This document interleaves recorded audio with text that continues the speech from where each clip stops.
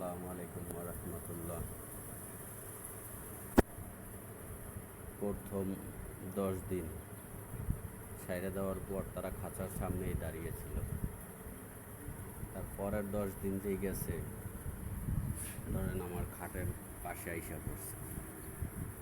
আর পরের 10 দিন যেই হয়েছে, এই যে দেখুন, এই এখন খাটের উপরে উঠতেছে।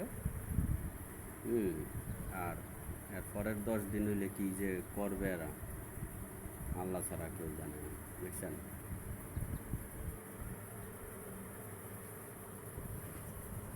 দেখুন, এখন এই ছাইড়ে দিলে আমার সাথে সাথে দৌড়দৌড়ি করে, পিছু পিছু দৌড়দৌড়ি করে, সারাদিন খাওয়া আর ঘুম পড়া, সারাদিন খাওয়া আর ঘুম পড়া, আর কোনো কাজ নাই। এখন এই 1 মাস বয়সে আমার খাটের উপরে আসছে। আর এক মাস হইলে অনেক অত্যাচার বাইরে যাবে। ঠিক আছে ভাই, আসসালামু আলাইকুম রহমতুল্লাহ।